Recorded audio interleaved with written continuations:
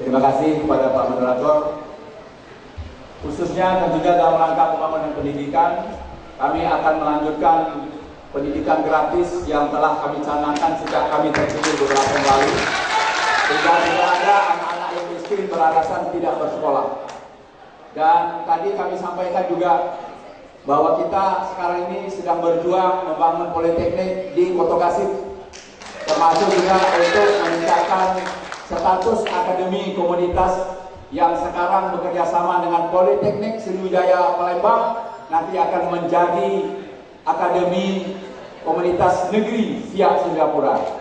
Di samping itu kami juga menjalin kerjasama dengan beberapa perguruan tinggi baik yang ada di Indonesia, seperti kami telah mengirim anak-anak Siak untuk belajar di Politeknik Bandung, di ITB Bandung, di ITS Surabaya, ke UGM, kemudian juga ke Universitas Pendidikan yang ada di Bandung, sekaligus juga Universitas Muhammadiyah, Universitas Lancang Kuning, Universitas UNRI yang ada di Riau dalam rangka untuk mempersiapkan generasi muda yang akan datang. Di samping itu juga kami insya Allah 5 tahun yang akan datang akan mempersiapkan sekolah unggulan, mulai dari TK, SD, SMP, dan SMA. Kemudian yang selanjutnya akan menyediakan pendidikan yang berkualitas, tentunya ingin memberikan pelatihan kepada guru-guru kita agar kualitas guru dapat bisa mencerdaskan anak-anak di Kabupaten Siak ini. Di samping itu juga saat ini kita telah memberikan beasiswa kepada guru-guru kita mulai D3, S1, dan S2, dan S3. Sudah ada 453 guru-guru di Siak belajar ke beberapa daerah dalam rangka untuk meningkatkan kualitas guru-guru kita di sini. Karena kualitas guru lah yang meningkat, baru nanti akan tercapai kualitas anak-anak Siak. Di samping itu, kami telah memprogramkan bantuan beasiswa. Kami telah memberikan bantuan siswa kepada anak-anak yang tidak mampu, anak dari keluarga miskin, anak-anak yang berprestasi. Bahkan terhadap anak-anak prestasi ada yang dibantu secara penuh dengan mereka kita kirim ke universitas-universitas terkemuka di Indonesia. Bahkan juga ada yang ke luar negeri, Pak. Ada yang ke Mesir dan juga ada ke Malaysia. Di samping itu juga tentunya di dalam peningkatan kualitas SDM ini kami juga membantu anak-anak yang marginal. Khususnya di Siak masih ada suku yang harus kita perhatikan, yaitu suku Akit dan suku Sakai yang ada di Minas dan Kadis. Tentunya terhadap hal ini kita tidak melihat dia prestasi, kita tak melihat nanti anak tidak mampu, tapi dia suku yang memang harus kita dukung supaya kualitasnya sama dengan suku Dayak, sama dengan suku-suku yang marginal yang ada di seluruh Indonesia ini. Di samping itu juga tentunya ke depan kami tetap akan melanjutkan pemberian bantuan peralatan sekolah untuk anak-anak kita semua, khususnya anak-anak dari keluarga miskin, serta mempersiapkan sarana dan prasarana, termasuk bus-bus sekolah bagi anak-anak yang jauh dari pemukiman terhadap sekolah-sekolah yang ada. Kami mempersiapkan generasi emas 2045 saat 100 tahun Indonesia merdeka. Itu melalui kecerdasan emosional, spiritual, dan intelektual. Emosional melalui pramuka, pendidikan karakter, kemudian spiritual, pendidikan agama, pendidikan ke depan, dan juga melalui pesantren kecamatan, madrasah ilmiah, sanawiyah, dan juga aliyah, dan juga pendidikan bagi agama yang lain. Kemudian juga meningkatkan kompetensi guru, dan selain itu tentu adalah berupaya ke depan bagaimana sekolah ini berbasiskan komputer, karena ujian sekolah sudah juga pakai komputer. Kemudian juga untuk meningkatkan kesejahteraan guru, baik guru negeri maupun guru honor di masa yang akan datang.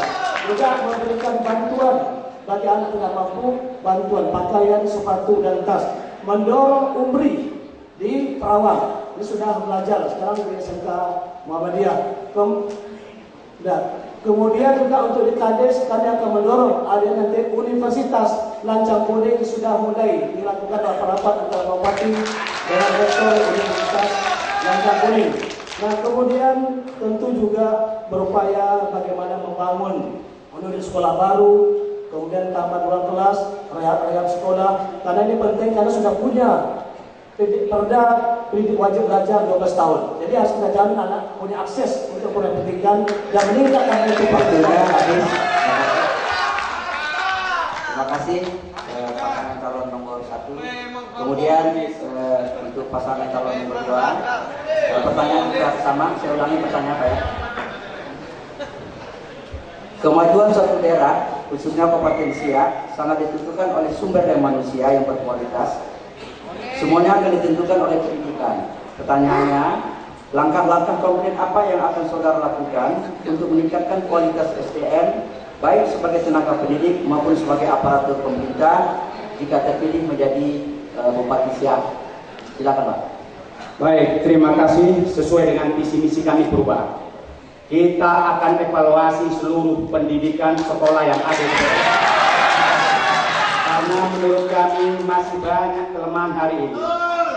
Jumlah masyarakat miskin sehingga yang seharusnya mendapat peringkat pendidikan gratis ini juga masih banyak tertinggal. Menurut kami akan data kembali berapa jumlah masyarakat miskin, karena sesuai visi misi kami adalah untuk memberikan beasiswa dengan 2 kategori.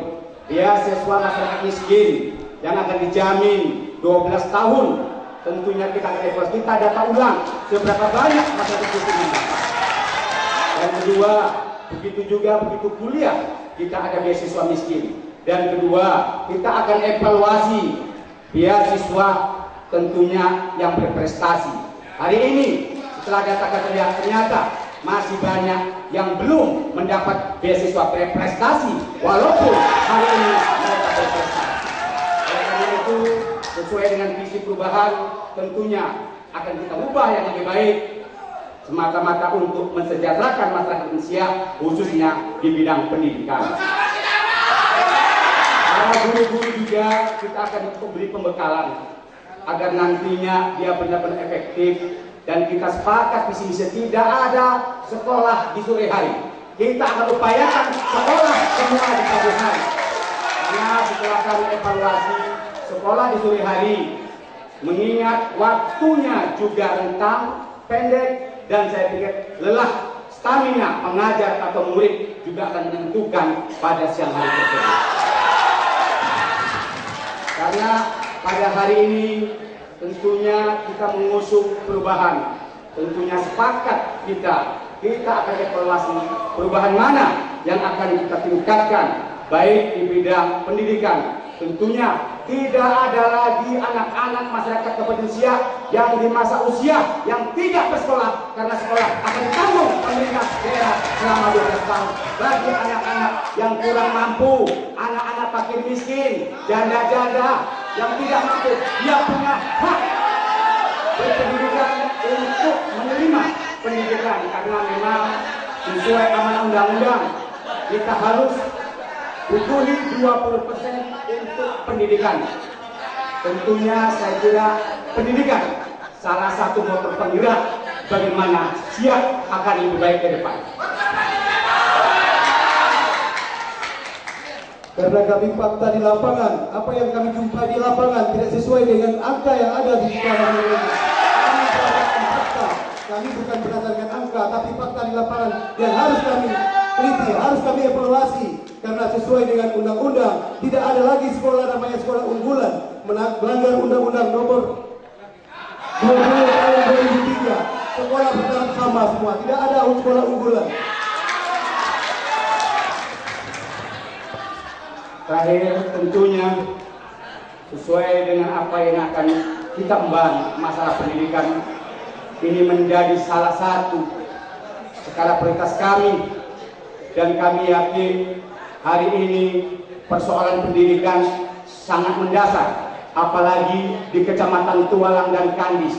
Begitu ajaran baru, semuanya berbondong-bondong sampai ke satu titik pendidikan saja.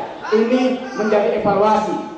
Begitu kita di Tualang, begitu tamat ajaran baru, semua mencari tolong kepada pembeking untuk masukkan anaknya ke sekolah. Ini fakta. Oleh karena itu kami berpikir kita akan evaluasi, kita sepakat nantinya tidak ada sekolah unggulan, sekolahnya semua akan menjadi sekolah unggulan untuk Kabupaten Siak. Sehingga ini akan menjawab pertanyaan masyarakat Kandis dan Tualang. Jumlah anak angkatan sekolah tidak sebanding dengan jumlah sekolah yang ada untuk Saya kira itu, terima kasih. Assalamualaikum warahmatullahi wabarakatuh. Terima kasih.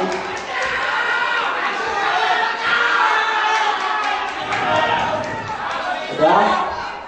Baik. Bapak-bapak dan ibu kedua pendukung calon, berikan kesempatan kepada kami untuk memandu acara ini. Mohon diperhatikan. Kalau nanti kita bersuara semua, nggak ada yang mau kita dengar gitu. Baik, kepada kedua pasangan calon saya ucapkan terima kasih, dan berikutnya kami persilakan lagi kepada Pak. Kalau tadi yang menjawab pertama adalah pasangan nomor urut 1, maka pertanyaan kedua akan dijawab pertama oleh pasangan nomor urut 2. Pertanyaannya adalah, kalau Bapak terpilih sebagai Bupati dan Wakil Bupati Siak, apa program unggulan untuk meningkatkan kesejahteraan masyarakat Kabupaten Siak? Silakan dijawab mulai dari sekarang. Terima kasih. Untuk meningkatkan kesejahteraan masyarakat, tentunya ini adalah masalah ekonomi kerakyatan.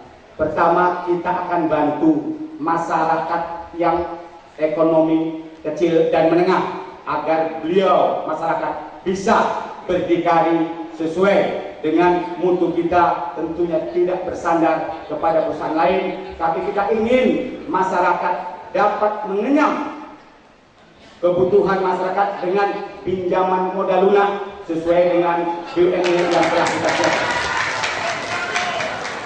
Kedua, tentunya kita akan mendirikan balai latihan kerja di hampir setiap kecamatan. Tujuannya untuk meningkatkan pengangguran agar berkurang, dan tentunya apabila kita sudah berkreatif, kita punya usaha, otomatis akan meningkatkan ekonomi kerakyatan.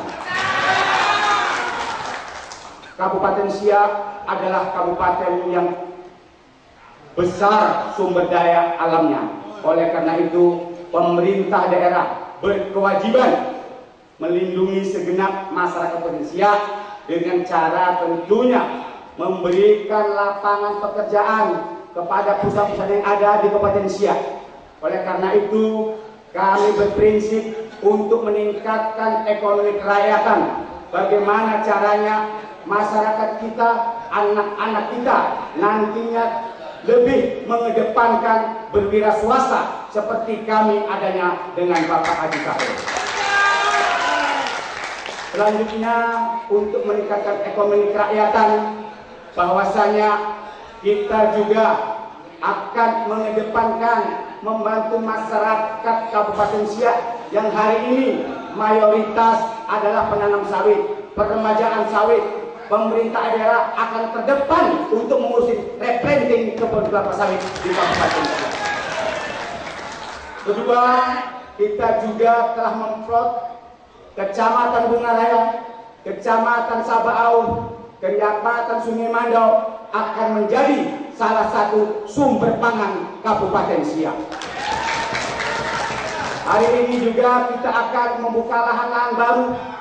Kita menginginkan dengan ekonomi ini apabila masyarakat telah mapan, baik itu perkebunan kelapa sawit, tentunya tanaman pangan, tentunya ini semata-mata tentunya akhirnya akan meningkatkan kesejahteraan masyarakat Kabupaten Siak. Begitu juga kami akan mengurangi pengangguran yang berada di Kabupaten Siak, karena data di lapangan bahwa data dari statistik bahwa di Siak tidak ada yang pengangguran, cuma pencari kerja. Tapi kenyataan di lapangan masih banyak pengangguran yang masih bertebaran.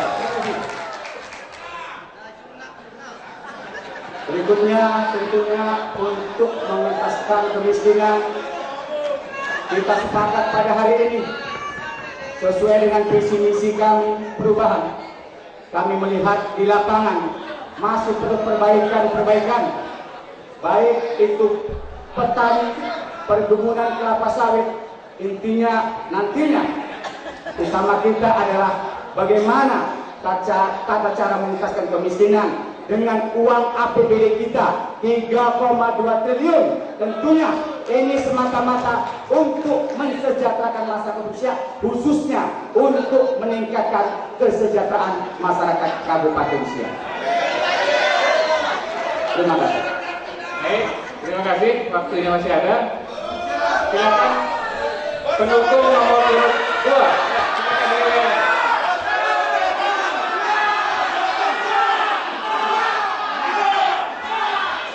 Ya, baik. Kita lanjutkan yang pertanyaan yang sama untuk nomor urut 1. Nanti waktunya kita atur lagi.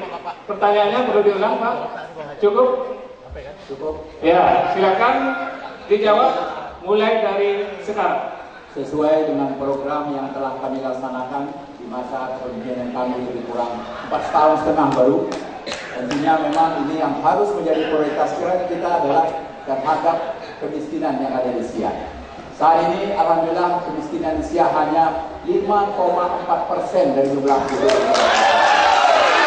Dan untuk dimaklumi tentunya yang menjadi program ke depan, karena di sini sebagian besar masyarakat kita hidup di lingkup pertanian, baik pertanian perkebunan melalui kebun sawit maupun juga pertanian karet dan juga pertanian tanaman pangan. Inilah menjadi fokus perhatian kami ke depan, sehingga tentunya dapat meningkatkan produksi dan sekaligus juga meningkatkan kesejahteraan bagi masyarakat kita. Kemudian yang selanjutnya tentunya terhadap yang keluarga miskin, bagaimanapun kita melakukan pendataan keluarga miskin, tetapi yang mengesahkan penduduk miskin itu bukan pemerintah daerah, tetapi adalah BPS. Kita tidak bisa berbuat apa-apa walaupun kepala daerah, walaupun kita melakukan pendataan, karena ini di bawah semuanya tim penanggulangan kemiskinan pusat. Mereka lah nanti yang akan menetapkan apabila ada warga miskin yang terdata di wilayah kita ini. Tentu kita harus taat terhadap peraturan undang-undang yang berlaku sebagai tentunya kepala daerah yang ada. Oleh karena itu yang tentunya yang menjadi fokus kita pada saat ini, berapa jumlah rumah tangga miskin yang ada di Siak, itu yang menjadi kelompok sasaran kita untuk menanggulangi kemiskinan. Bahkan alhamdulillah termasuk juga calon nomor 2 ikut mengesahkan perda penanggulangan kemiskinan yang telah kita canangkan beberapa waktu lalu. Tentunya inilah menjadi sasaran kita, karena inilah merupakan payung hukum, sehingga tentunya terhadap program-program penanggulangan kemiskinan ini tetap akan menjadi perhatian maksimal di masa yang akan datang. Apalagi kita juga telah memiliki perda bantuan hukum terhadap orang miskin. Kalau yang berkaitan dengan penyalahgunaan adanya masalah pidana, ada masalah perdata, Pemda harus siap turun tangan untuk membantu warga miskin ini. Di samping itu tentunya yang tadi menjadi sasaran kita adalah kelompok-kelompok masyarakat kita, baik tanaman padi, termasuk juga tanaman perkebunan, dan juga tanaman karet dan tanaman sagu, tanaman nenas dan lain-lain sesuai tentunya dengan profesi para petani kita di sini. Termasuk juga adanya sekarang Siak sudah menjadi sentra peternakan sapi, Pak, yang telah ditetapkan oleh Kementerian Pertanian. Dan ini ada 4 kecamatan yang menjadi sentra peternakan sapi, yaitu Kecamatan Dayun, Kecamatan Kotogasi, Kecamatan Lubu Dalam, dan Kecamatan Bukit Kanan. Ini tentunya juga menjadi sumber ekonomi baru di Kabupaten Siak ini dalam rangka mempersiapkan masyarakat kita yang melaksanakan permajaan sawit, karena itulah sumber pendapatan menjelang masyarakat kita akan menerima kembali tentunya apa yang diperoleh dari tanaman sawit yang akan diremajakan ke depan.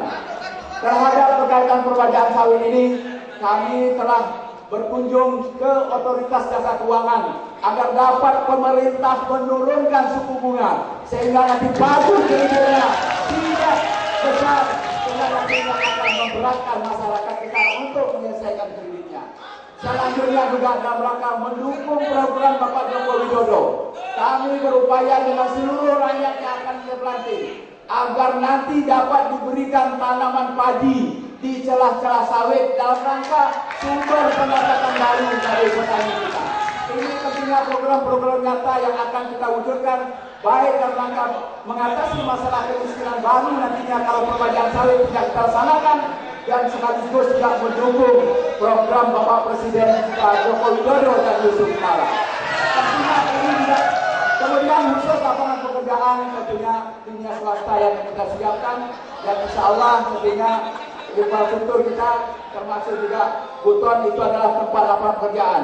Alhamdulillah selama 4 tahun pertumbuhan ekonomi dipacu juga dengan investasi yang dapat menyerap 14.000 lebih tenaga kerja di masa kepemimpinan. Ini tentunya menjadi modal kami, apalagi kami telah menerapkan di dalam memberikan pelayanan yang kondusif, di mana juga kita menerapkan dengan pelayanan terpadu dengan sistem online dan tracking system, sehingga orang tidak perlu lagi datang ke kantor kita, cukup melalui internet. Iya, waktunya pas Mas. Ya. Silakan ya.